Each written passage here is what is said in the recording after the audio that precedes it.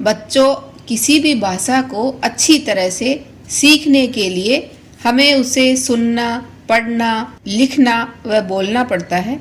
इसलिए आज मैं आपके लिए चंपक की एक मजेदार कहानी लेकर आई हूँ, जिसे आप मेरे साथ पढ़ व सुन सकते हो। तो हमारी कहानी का नाम है असफलता के बाद सफलता। मेंस क्लोथिंग स्टोर यानी पुरुषों के कपड़ों की दुकान पर सेल्समैन के रूप में काम करते हुए डमरू गधे का यह पहला दिन था। दुकान में चारों ओर कपड़ों का निरीक्षण करते हुए जब डमरू चल रहा था तो वह थोड़ा हैरान दिख रहा था। वह रॉकी गेंडा, जो कि उस दुकान का मालिक था, उसके पास गया। रॉकी कैशियर की डेस्क पर बैठा पड़ताल में लगा हुआ था। ये देखो, ये रहा रॉकी गेंडा और ये डमरू गधा। डमरू ने पूछा, मालिक, क्या हम सेकंड हैं? सेकंड यानी किसी ने पहले इन कपड़ों को काम में लिया और हम इनको दोबारा बेच रहे हैं, कपड़े बेच रहे हैं। सारे कपड़े तो पुराने, फटे और मुरझाए से दिख रहे हैं। इतना ही नहीं, इन शर्ट्स में से तो कुछ की एक ही बाजू है, दूसरी बाजू है ही नहीं। परंतु रॉकी खुश लग रहा था। वह हंसा और उसने विस्तार से बताया, नहीं, आजकल यही कपड़े फैशन में हैं और लोगों को भी इस तरह के कपड़े पसंद आते हैं।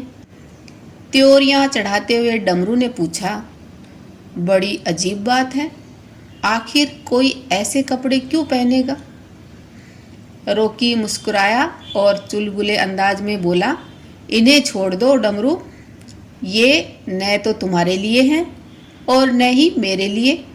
मेरे विचार से केवल एक दो व्यक्ति ही ऐसे कपड़े पहनते हैं। तभी चीनू चीते ने दुकान में प्रवेश किया।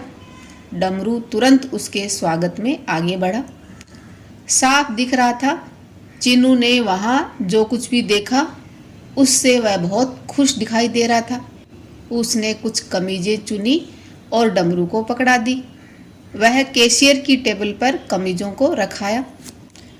चीनू रॉकी के पास आया और खुशी से बोला, मैं ये कमीज लूँगा।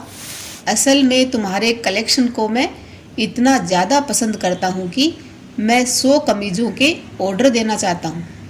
खुश होते हुए रॉकी ने सोचा कि वह ऑर्डर से कितना रुपया कमाएगा। जब चीनू हर चीज़ की कीमत चुकाने वाला था, ठीक तभी डमरू मुस्कुराया और बड़ी मासूमियत से बोला, सर, इस तरह की कमीजों को खरीदने वाला एक ही पागल होगा। एक पल के लिए चीनू और रॉकी अवाक रह गए थे। तब चीनू गुस्से में चीखने लगा, क्या कहा? मुझे ऐसा कहने की तुम्हारी हिम्मत कैसे हुई? घबराते हुए डमरू ने रॉकी की तरफ इशारा करते हुए विस्तार से बताया, अरे मैं नहीं सर, ये हैं जो बोल रहे थे जब आप यहाँ दुकान में प्रवेश कर रहे थे। डर से घबराते हुए रॉकी ने सोचा, यह बेवकूफ़ डमरू क्या बके जा रहा है? वह इतनी बड़ी बेवकूफ़ी कैसे कर सकता है?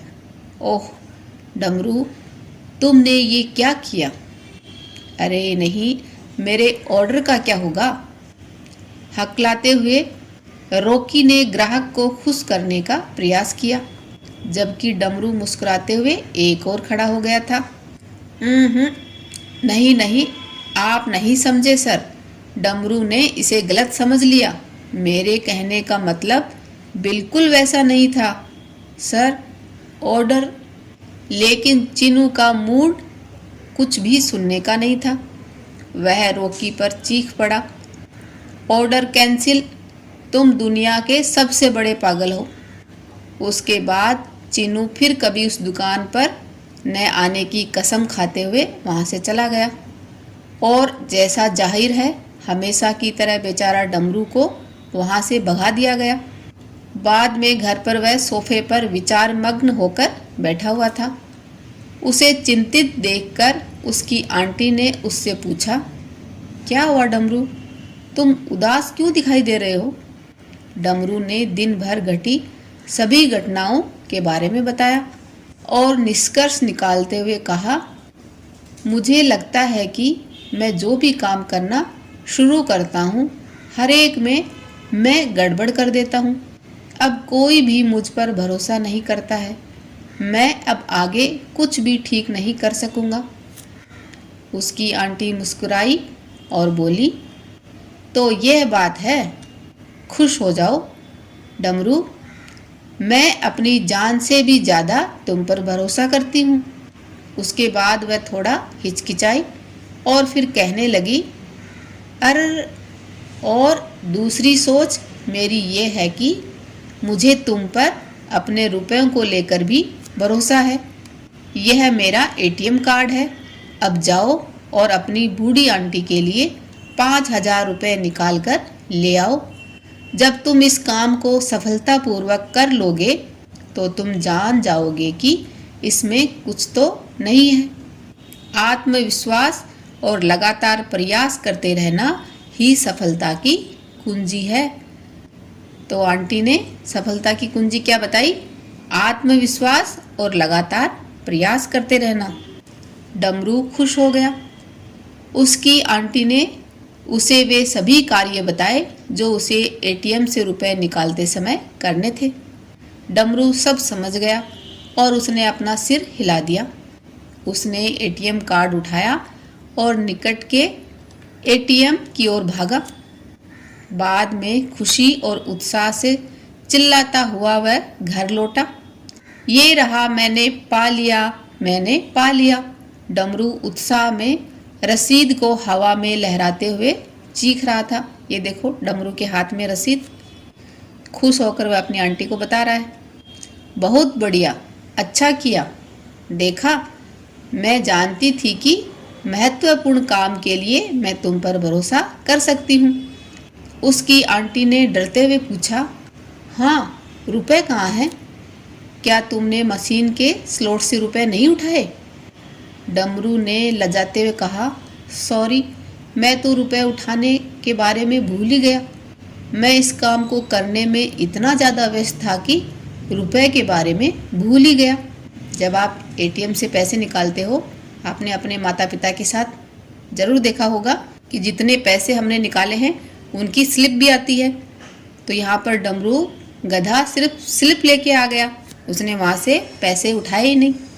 यह सुनकर उसकी बेचारी आंटी को ऐसा लगने लगा कि वह बेहोश हो जाएगी। हो सकता है वह जानवर जानता होगा। डमरू ने उम्मीद से कहा, कौन सा जानवर? उसकी आंटी ने जल्दी से पूछा। हेना लकड़बग्गा, जिसे मैंने आपका एटीएम कार्ड रुपए निकालने के लिए दिया था, डमरू ने बताया। हैरान परेशान आंटी ने उससे पूछा, तुमने मेरे कार्ड को किसी अजनबी को क्यों दिया? ऐसा इसलिए कि मैं पढ़ नहीं सकता हूँ। एटीएम पर कई सारी भाषाएं दिख रही थी, मैं किसी को भी नहीं समझ सका, इसलिए मैंने लकड़बग्गे को, जो मेरी बगल में खड़ा था, मदद करने को कहा था, डमरू ने बताया। बहुत अच्छा, आंटी ने व्यंग्य से कहा, तुम्हें ये बात मुझे पहले ही बतानी चाहिए थी। ठीक है, मुझे कार्ड दो और उस लकड़बग्गे को ढूंढने के लिए एटीएम मशीन पर चले जाओ। डमरू हिचकिचाया। अब क्या हुआ? अपनी आंखों को सिकोड़ते हुए आंटी ने पूछा। मेरे पास तो कार्ड भी नहीं है, मैं रुपए वापस लेना भूल गया, डमरू ने सिर खुजलाते हुए कबूल किया। ये तुम क्या कह रहे हो? भय से कांपती हुई आंटी सोफे पर धड़ाम से गिर गई। क्या आप ठीक हैं? क्या मैं आपके लिए थोड़ा पानी लाऊं? चिंतित होकर डमरू ने पूछा। गुस्से से लाल पीली उसकी आंटी चीख पड़ी। बेवकूफ कहीं के, जाओ लकड़बग्गे को ढूंढने और उसे पकड़ने की कोशिश करो। ये तो अच्छा हुआ कि मैंने रुपए की खातिर तुम पर भरोसा किया था, जिंदगी के आधार पर नहीं। अब देख लो यह मुझे कहाँ ले आया। बिना कोई शब्द कहे डमरू एटीएम मशीन की ओर तेजी से भागा, लेकिन सब कुछ बेकार था। लकड़बग्गा कहीं नहीं मिला। रुपए कार्ड और लकड़बग्गा वहाँ से गायब हो चुका था। बाद में जब उसने घर में प्रवेश किया तो उसकी आंटी ने उत्सुकता से पूछा, क्या हुआ डमरू?